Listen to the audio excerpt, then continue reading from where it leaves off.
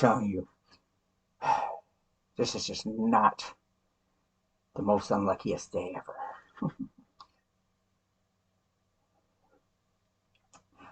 Friday the 13th, October 2023, matter of fact.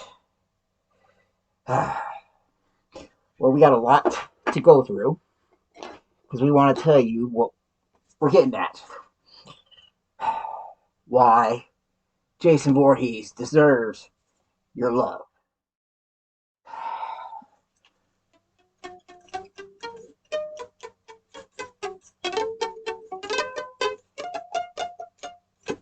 Okay, what does Jason Voorhees deserves all your love mean?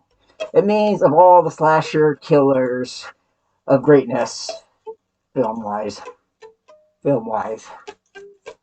Jason Voorhees, the only one that really deserves actual love and tenderness.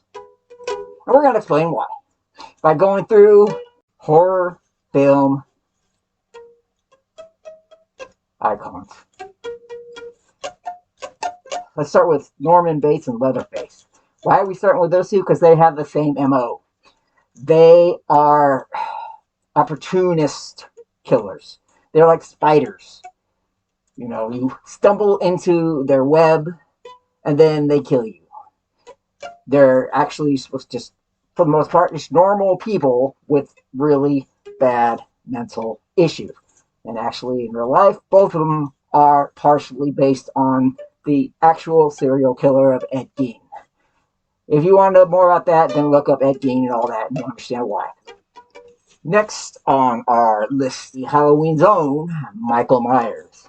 Michael Myers, his thing is he's a regular kid at one time who was possessed by the dark evil side of Halloween, as it were. His basic targets typically are his family members, usually female family members at that. He will kill others that try to interfere with his mission of trying to kill family members, but typically he doesn't really deal with anybody else if they don't bug him. Alright, let's go to the next one. Our next iconic killer is Child's Play, really. You know, of course I'm talking about Chucky, of course. Chucky is the evil soul-possessed doll. His soul was originally possessed by a man named Charles Ray to avoid being captured. Put his soul into the body of a doll, and then he found out that the only way to get out was to take over the body of the first person.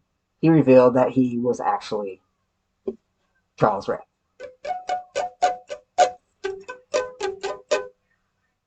Chucky goes after kids usually because that's who he kills first.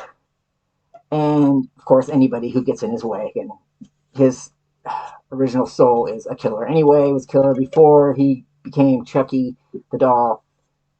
He's a bad dude, so, you know, no love for him. Our next contestant is a relative newcomer and one of the biggest chumps, and I would say one of the worst slasher killers to ever show up on the big screen. In my opinion, he's not even worth being on the list, but if I don't include him, I'll be accused of having taste. I mean, I don't know. Ghostface, he's not even a real slasher killer. He's typically a different person all the time, has no real power. He's he usually has to have help from somebody. He's, you know what, he doesn't. He's just a fucking whiny brat usually, or a whiny brat's mother, or someone related to a whiny brat who just think they need revenge because of some bullshit that happened that really they deserved. And so now they're getting all pissy and dressing up in the costume and running around trying to kill somebody, even though they're really just weak, okay? Ghostface is weak. Sarah. Okay. Don't argue with me. I'm a skeleton. I know these things. Forget that. Let's go to the next one. Jigsaw. This fool doesn't even have the courage to kill people himself. He plays his games, watches them choose life or limb, or them, or who and what. He doesn't even, she, whatever they are. I don't even care. You know, that's how much I don't care for Jigsaw. Okay, Jigsaw, eh, Jigsaw is not even worth my time. I saw first two parts. Eh, he doesn't even do the work himself. Okay, he comes up with these cool traps. Okay, I'll give him that. He's got some pretty cool traps and things going on, but he doesn't deserve to be on this list. Next one.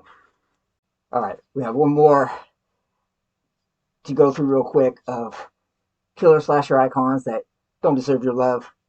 But this one, this guy at least deserves your respect. Yeah, I'm talking about the Elm Street killer, Fred Krueger. We're going to span on Fred Krueger a little bit more than with the others because his story is a lot more up.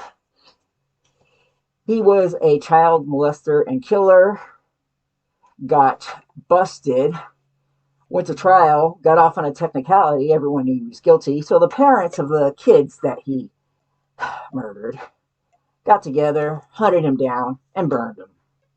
Justice was served. But then, for some freaking reason, somebody decided Fred deserved to get revenge on the parents. But he doesn't go directly at the parents because he's a pussy. What does he do? He goes after their kids while they're sleeping. Fred Krueger gets pissed off because justice got done to him.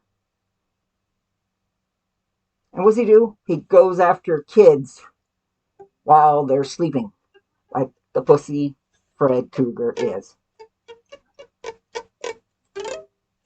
Now, let us get to why we're here. Oh, I hope you're understanding that. Now, this is why.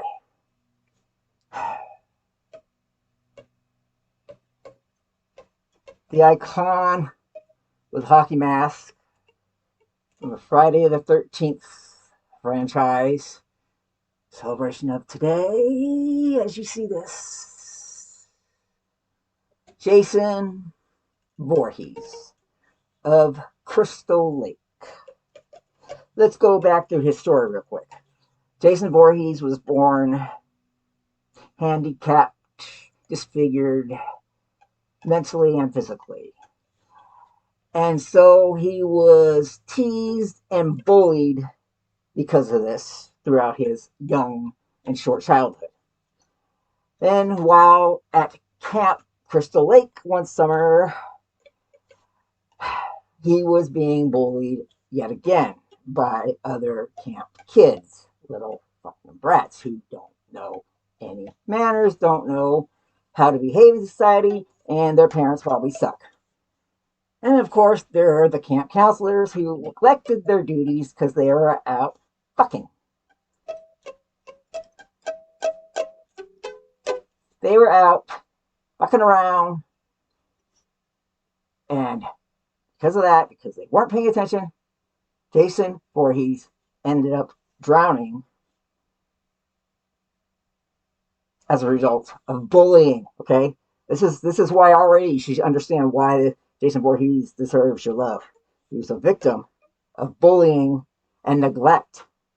Not like these other fuckers, not like those other slasher killers. Jason Voorhees is a victim. He's the only one that's originally a victim.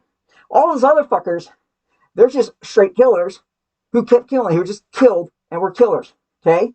Fred Krueger, the child molesting murderer, Leatherface and Norman Bates, the spiders in the web, Chucky the killer doll, all these other fools, they're all horrible from start. Jason is a victim. He was a victim of bullying and neglect.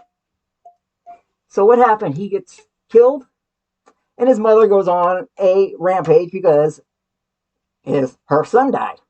She goes on a rampage against the camp counselors because they let her son die. Is it justified that she did? It's understandable. Okay? It's understandable. But then she gets killed. Now, what do we have left? Jason, knowing that the only person in the world that ever loved him and treated him nice, treated him right, his mother, was killed for seeking out justice for his murder, for Jason's murder. So what does Jason do?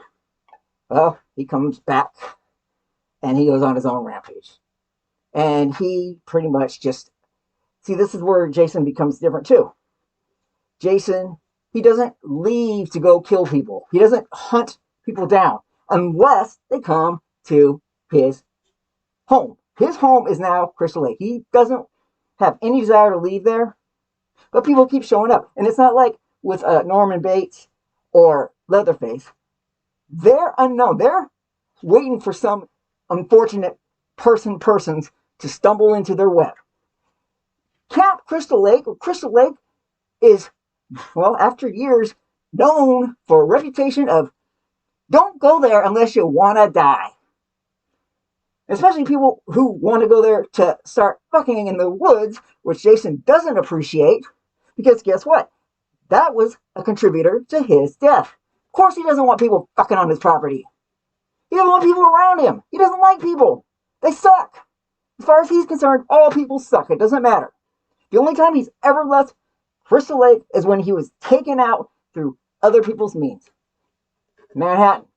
He was going after a bunch of kids that were on a boat that how the hell it got to Camp Crystal Lake in the first place, who knows? But he wanted to get them out, so he gets on the boat and he gets stuck there and he's, what the fuck? I'm in Manhattan? That's what everybody else said. That's what the whole world said. Jason in Manhattan.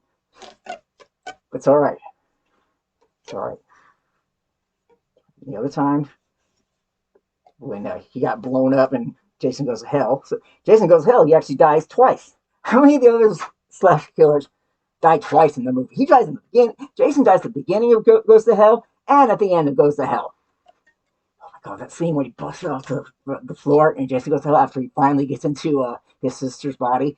Oh, saw that in the theater. I loved it. Loved it. Anyway, that was like one of the best moments of my life. Seeing Jason Goes to Hell in the theaters was freaking awesome because it was the first Jason movie I was old enough to see in the theater. That's an FYI. Anyway, so Jason Voorhees, stay out of my place, stay away from my place, and everything's cool. I don't want people around me. I don't want people around my place. People suck. That's it. Jason Voorhees deserves your love. He was a victim of bullying. He's probably one of the best examples of don't be a bully. Okay? Because you might create a Jason Voorhees.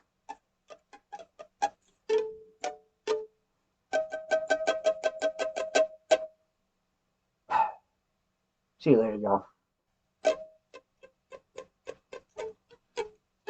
Oh, and don't be a minion.